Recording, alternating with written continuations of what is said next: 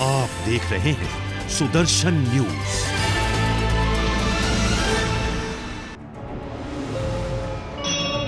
श्री राम मंगलम।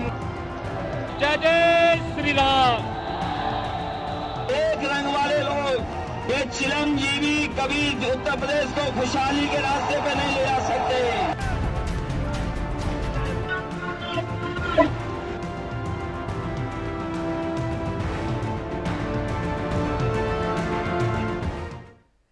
नमस्कार, आप देख रहे हैं सुदर्शन न्यूज और आपके साथ मैं हूं दीपक कुमार। आज का सत्ता संग्राम उत्तर प्रदेश पर केंद्रित है।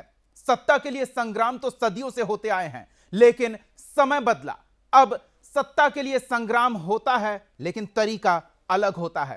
पहले युद्ध के मैदान में खून बहाए जाते थे, लेकिन अब सत्ता के संग्राम में बयानों के बाण चलाए जाते हैं, जिम्मेदारियों का एहसास कराया जाता है और दायित्व बोध कितना है उन जिम्मेदारियों के प्रति यह दावा किया जाता है। और फिर सत्ता किसे मिलेगी ये जनता जनार्दन तय करती है। जी हां, हम एक लोकतांत्रिक व्यवस्था में हैं और लोकतांत्रिक व्यवस्था में सत्ता जनता के हाथों में है और जनता जिसे जिम्मेदार समझती है, जिसे हकदार समझती है, उसे सत्ता के सर्वोच्च कुर्सी पर बिठाने का काम करती है। उत्तर प्रदेश की हम बात कर रहे हैं और उत्तर प्रदेश में सत्ता का संग्राम जल्द शुरू होने वाला है, क्योंकि विरोधी खेमा या फिर अभी के कहें सत्ताधारी खेमा, दोनों इस संग्राम के लिए तैयारी करने में जुटे हैं। निर्वाचन आयोग जैसे ही रणभेरी बजाएगा, यह संग्राम मैदान में शुरू हो जाएगा। लेकिन उससे पहले तैयारियां कितनी दमदार है, पक्ष की भी विपक्ष की भी। जनता इन तैयारियों का आकलन कर रही है, उनके रवैये पर नजर बनाए हुए है और क्या अपना नजरिया तैयार कर रही है, यह जानने के लिए सुदर्शन न्यूज ने सर्वे किया है।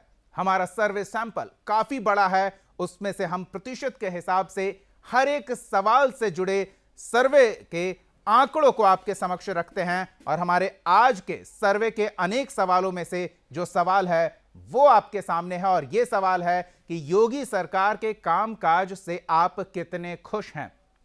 आपको याद दिला दें, सत्ता के संग्राम में हमने पहले सवाल किया था कि क्या अयोध्या में राम मंदिर निर्माण और काशी में काशी विश्वनाथ मंदिर परिसर का भव्य निर्माण क्या बीजेपी को सहायता प्रदान करेगी। लेकिन हमारे आज का सवाल है, योगी सरकार के कामकाज से आप कितने खुश हैं। यह एक सर्वांगीण सवाल है जो सभी मुद्दों को अपने अंदर समेटे हुए है और किसी भी व्यक्ति विशेष, किसी भी दल विशेष के पूरे परिप्रेक्ष्य में जनता की क्या राय है उससे दर्शाती है। आंकड़ों पर एक बार नजर डालें। हम आपको दिखा रहे हैं कि इस सत्ता के महासंग्राम में जो आंकड़े आए हैं सवाल से जुड़े आपके सामने हैं और उन आंकड़ों से यह पता चलता है कि योगी सरकार के कामकाज से 62% लोग बहुत खुश हैं। 3 कैटेगरी हमने इसमें दी, बहुत खुश हैं या नहीं खुश हैं। तो 62% लोग बहुत खुश हैं, 18% लोग खुश हैं और 20% लोग खुश नहीं हैं। स्वाभाविक सी बात है और यह जानने के लिए हम आपको विश्वास दिलाते हैं कि हम धरातल पर उतरकर एक बड़े सैंपल के साथ बातचीत करते हैं, उनकी राय लेते हैं और तब यह सर्वे रिपोर्ट आपके सामने लेकर आते हैं।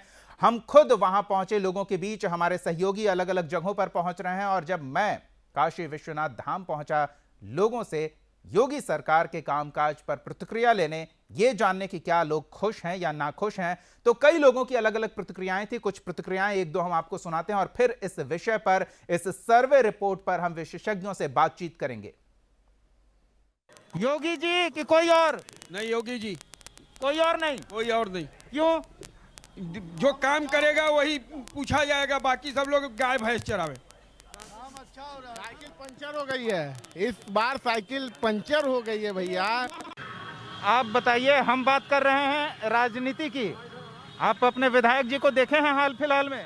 देखिए, पहले तो हम मोदी जी को कहेंगे, प्रतिष्ठा में सम्मानित व्यक्ति को कोटि कोटि प्रणाम। मोदी जी ही देश के सबसे सर्व प्रधानमंत्री हुए हैं। 50 साल की उम्र में ऐसा कोई प्रधानमंत्री आया नहीं। मोदी जी देश के नहीं दुनिया के सर्वश्रेष्ठ प्रधानमंत्री हैं और नेता हैं, और इससे आगे बस ठीक है। अभी विधानसभा का चुनाव आ रहा है, मोदी जी तो चुनाव में अभी नहीं है, तो जो चुनाव में रहेंगे उनका क्या? मोदी जी के नाम पे वो चुनाव अपने आप जीत जाएंगे, ऐसा ही होगा। विधायक मोदी जी तो परफॉर्मेंस देखते हैं, विधायक जी का परफॉर्मेंस नहीं होगा टिकटॉक काट देंगे वो, क्या लगता है? पूरी इंडिया का मोदी जी की मेहनत का फल है, उनके ही दिमाग से सारे विधायक चलते हैं, सारी बातें उनकी मर्जी से होती है। यहाँ के जो विधायक तो सत्ता के महासंग्राम में आज उत्तर प्रदेश की बात, और उत्तर प्रदेश की बात से जुड़ा ये सवाल और सीधा सवाल, एक सर्वांगीण विषयों को समेकित करने वाला सवाल कि क्या सीधा सवाल, योगी जी से आप खुश हैं, उनके कामकाज से आप खुश हैं? और जो सर्वे रिपोर्ट आई है, वो सर्वे के आंकड़े हमने आपको दिखाए हैं, 3 आंकड़े, एक बहुत खुश, एक नाखुश, और 62% लोग बहुत खुश हैं, 18% खुश हैं और बचे लोग नाखुश हैं। तो हमारे साथ इस विषय पर बातचीत के लिए बीजेपी का पक्ष रखने के लिए बीजेपी प्रवक्ता एसएन सिंह जी हैं। इसके साथ ही समाजवादी पार्टी से पक्ष रखने के लिए हमारे साथ मौजूद हैं अरविंद कथेरिया, और साथ ही राजनीतिक विश्लेषक हमारे साथ हैं रमेश ठाकुर। तो राजनीतिक विश्लेषक रमेश ठाकुर जी से हम शुरू करना चाहेंगे। हमारे जो सर्वे के आंकड़े हैं उस पर एक संक्षिप्त टिप्पणी से शुरू करेंगे। रमेश जी, हमारा सर्वे जो एक सर्वांगीण सवालों का समेकित सवाल है, सीधा सवाल कि क्या योगी जी के कामकाज से उत्तर प्रदेश के मतदाता खुश हैं, और 62% हैं बहुत खुश, 18% खुश हैं, और जो बाकी हैं वो नाखुश हैं। तो इन आंकड़ों की एक संक्षिप्त टिप्पणी चाहेंगे आपसे। देखिए दीपक, जो मुझे लग रहा है, जो सदर्शन का जो सर्वे हुआ है, जो आप लोगों ने एक 62% बताया कि खुश है, तो मुझे लग रहा है ये चीजें हैं पूरे उत्तर प्रदेश में आप देखो तो, क्योंकि रुझान इसी तरीके से दिखाई दे रहा है। क्योंकि इस बार ये जो चुनाव है 2007 का 2012 जैसा नहीं है, क्योंकि पहले क्या होता था, 2 पार्टियां लड़ती थी, सपा और बसपा। अब जब 2017 में जब पूरी तरीके से दमखम के साथ में एंट्री करी है बीजेपी ने, तो एक बड़ी जो पार्टी हुआ करती थी, जो मेजॉरिटी के साथ में आती थी, बसपा, वो कहीं दिखाई नहीं दे रही है। तो इस बार की जो टक्कर जो है, ये तो साफ हो गया है, सपा और भाजपा के बीच में ही है। लेकिन मुझे लग रहा है, और भी चैनल के सर्वे आए हैं, एक और चैनल था, उस पर भी बात हो रही थी, अभी हम लोग थे, तो उसमें भी ये सब चीजें दिखाई जा रही थी कि जो एक वृद्धि का जो ग्राफ है, एक खुशी का जो ग्राफ है, तो वो खुशी का ग्राफ नाखुशी से बहुत ऊपर है। तो मुझे लग रहा है ये अब जनता को तय करना है, जब चुनाव होंगे और चुनाव में वोट डाले जाएंगे, जो पिटारा खुलेगा, तो अंततः मुझे लग रहा है जो फाइनल जो रिजल्ट है तभी पता चलेगा। लेकिन जो रुझान है वो मुझे लग रहा है सुदर्शन ने जो सर्वे किया है वो उसके इर्द गिर्द ही रहने वाला है। चलिए राजनीतिक दलों के प्रतिनिधियों की प्रतिक्रिया भी ले लेते हैं। अरविंद जी से शुरू करते हैं। अरविंद जी, इतना तो साफ है कि आप इन आंकड़ों से सहमत नहीं होंगे, क्योंकि आप विपक्ष में हैं और आपके ओर अगर आंकड़े आएंगे इसके लिए आप प्रयासरत हैं, तो इन आंकड़ों का क्या मतलब आप लगाएंगे?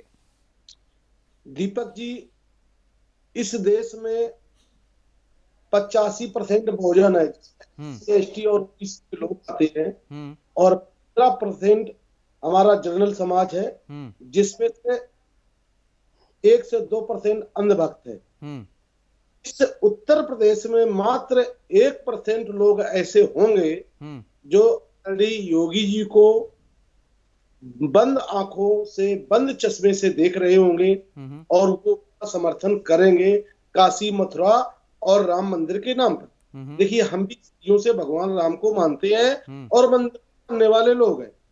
हमने और हमारी सरकार ने मथुरा काशी में बहुत सारे विकास कार्य किए, वहां की सड़कें बनवाई, वहां के नदियों के जो हमारे घाट थे उनकी सफाई करवाई, और सारी सड़कों और वहां की परियोजनाएं हमने दी। अरविंद जी, आपकी पार्टी ने जब शासन में रहते हुए जितने काम कराए हैं वाकई सराहनीय काम है, लेकिन उसी से जुड़ा सवाल ये हो जाता है, नहीं अरविंद जी, उसी से संबंधित सवाल है, हम आपके कार्यों की सराहना कर रहे हैं, कोई दोषारोपण नहीं कर रहे हैं, लेकिन ये जानना चाहेंगे कि अगर इतने काम हुए थे तो फिर सत्ता से जनता ने क्यों हटा फेंका, क्यों हटा दिया? दीपक जी, देखिए, एक्चुअली में हमारे देश में काफी लोग बेरोजगार थे, यूथ बहुत था, और हमारे देश और प्रदेश के लोगों से उनकी भावनाओं को हाईजैक किया गया। उनको अच्छे अच्छे ऑफर दिए गए कि भाई हम तुम्हें तुम्हारे खातों में 15 लाख रुपया देंगे, 2 करोड़ रोजगार देंगे और बहुत सारी नौकरियां देंगे। लिहाजा हमारे देश का और हमारे उत्तर प्रदेश का विशेष रूप से यूथ एक बार मतलब इमोशनल हाईजैक हो गया। दूसरा, इन्होंने एक सपना दिखाया था कि हम तो यहाँ के जो अल्पसंख्यक लोग हैं हम तो उनको बिल्कुल देश के बाहर कर देंगे, और उन्होंने प्रयास भी किया। एनआरसी सीए के द्वारा उन्होंने ऐसा प्रयास भी किया, लेकिन उसमें कुछ लोग जो भाव में आ गए और आपकी सरकार बन गई। लेकिन इस 5 साल चलिए तो इस पर प्रतिक्रिया ले लेते हैं। अरविंद जी, समय कम है, संक्षिप्त बातें हो तो ज्यादा अच्छा है ताकि हम अधिक से अधिक विषय पर बातचीत कर सकें। एसएन सिंह जी के पास चलते हैं। एसएन सिंह जी, क्या कहेंगे? आपने भावनात्मक रूप से उत्तर प्रदेश के मतदाताओं को हाईजैक कर लिया। अब तक ईवीएम हैक होने की शिकायत आती थी, अब जनता भी हाईजैक हो रही है बीजेपी द्वारा। ये इन लोगों ने उत्तर प्रदेश के लोगों को जनता ढाबा इस तरह की सरकार चलती थी। अब जब प्रदेश का मुखिया ईमानदार होगा, देश की 44 योजनाओं में उत्तर प्रदेश नंबर 1 होगा और प्रदेश में 18 से 24 घंटे बिजली आएगी। अरविंद जी, रोजगार के अरविंद जी एक मिनट रुक जाए, थोड़ा सा सुन लीजिए जी। नहीं, आंकड़े काफी हैं गिनाने के लिए, आंकड़े काफी हैं, आपके पास भी हैं, हमारे पास भी हैं, बीजेपी प्रवक्ता बैठे हैं उनके पास भी है। हम आंकड़ों पर आगे भी बात करेंगे, लेकिन एक प्रतिक्रिया तो इनकी, अरविंद जी इनकी ओपनिंग कमेंट तो लेने दीजिए। अरविंद जी सुन लीजिए, अरविंद जी इनके ओपनिंग कमेंट तो सुन लीजिए जी। अरविंद जी क्या एसएन सिंह जी, आप अपनी बात कह लिए, हमारी बात सुन लीजिए। आज क्या है, प्रदेश का मुखिया ईमानदार है, देश की 44 योजनाओं में उत्तर प्रदेश नंबर 1 है। आज 18 से 24 घंटे प्रदेश में बिजली आ रही है और जो 2 लाख करोड़ का बजट था वो 5 लाख करोड़ का हो गया। अर्थव्यवस्था में हम छठे से दूसरे नंबर पर आ गए हैं। आप देखेंगे कि आज उत्तर प्रदेश के नाम कितनी बड़ी बड़ी योजनाएं हैं। आज पूरब से लेके पश्चिम तक, उत्तर से लेके दक्षिण तक विकास के कितने कार्य हो रहे हैं। कानून व्यवस्था को लेकर जीरो टॉलरेंस की नीति है।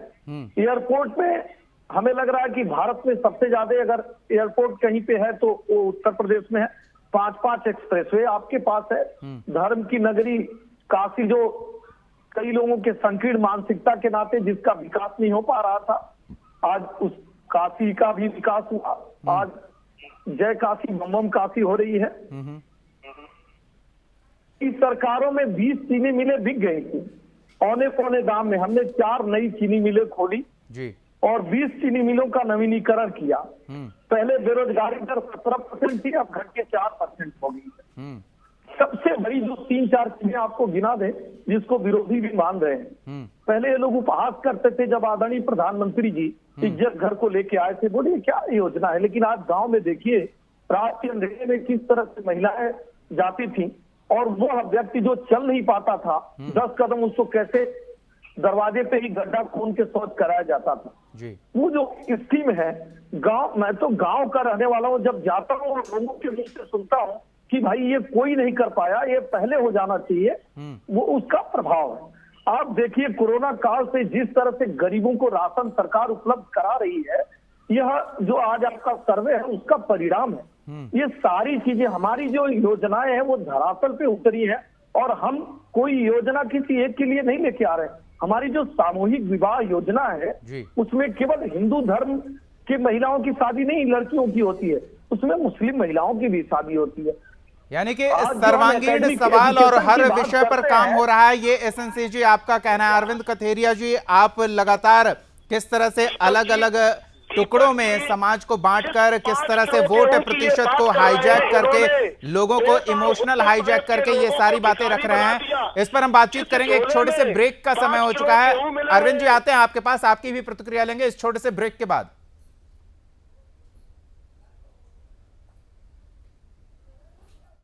रूप में देश की संसद में भेजती है।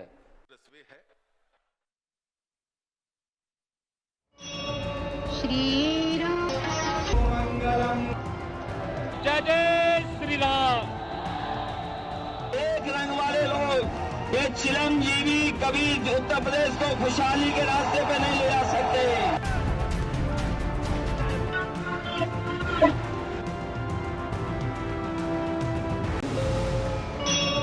श्री राम मंगलम, जय श्री राम। एक रंग वाले लोग ये चिरंजीवी कभी उत्तर प्रदेश को खुशहाली के रास्ते पे नहीं ले जा सकते।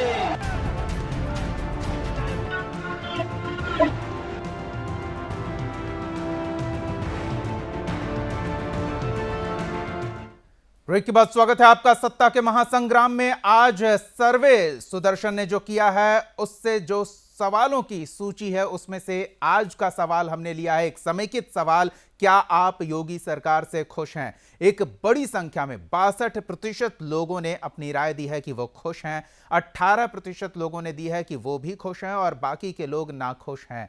जी हां, इसी सवाल पर हम बात कर रहे हैं। राजनीतिक विश्लेषक रमेश जी के पास चलेंगे।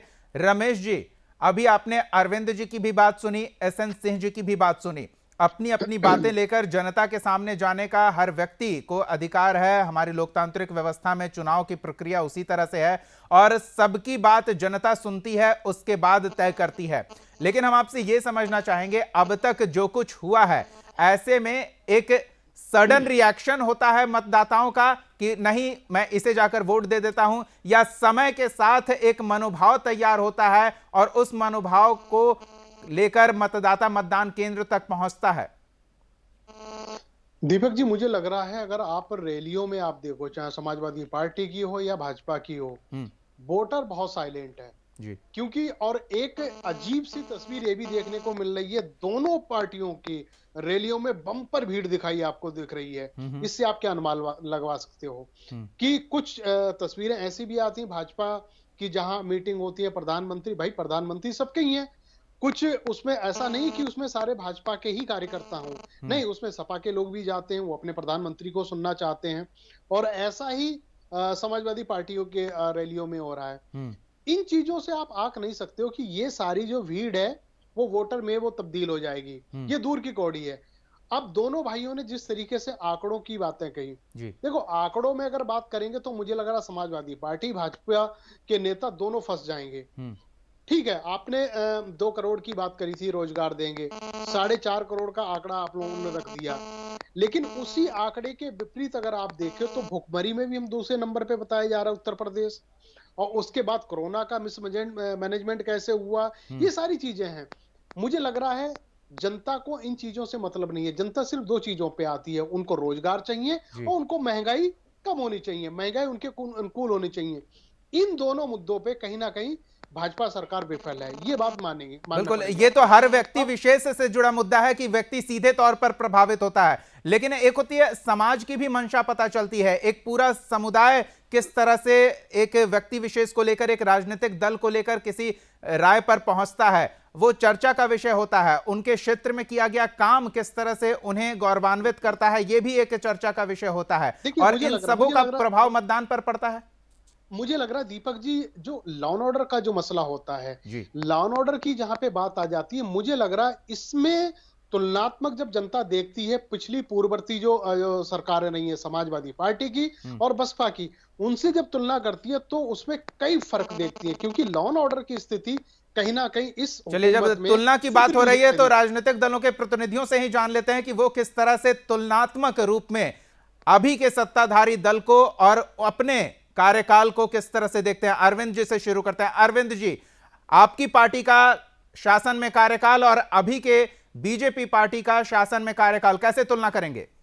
दीपक जी, जब हमारे 2012 से 17 के बीच में श्री अखिलेश यादव चीफ मिनिस्टर रहे, हमने गोरखपुर से गाजियाबाद तक रोड की लाइन लगा दी, पता नहीं कितने पुल बना दे, हर नदी नालों के पुल बना दिए, विकास योजनाओं का अंबार लगा दिया, मंडी बनाई गई, इत्र मंडी बनाई गई, 16 मेडिकल कॉलेज बनाए गए, और यहाँ तक 500 बेड का हमने मेडिकल कॉलेज गोरखपुर में दिया, जिसको आदरणीय योगी जी चला नहीं पा रहे हैं। हमने कभी भी, जैसे सरयू में 700 करोड़ रुपया, कुंभ मेला में 5000 करोड़ रुपया, और दीपक में जो दीपक जलाने के लिए मथुरा में 72 से 100 करोड़ रुपया खर्च कर दिए गए। इस तरह से हमने पैसे का कभी बंदरबाट नहीं किया।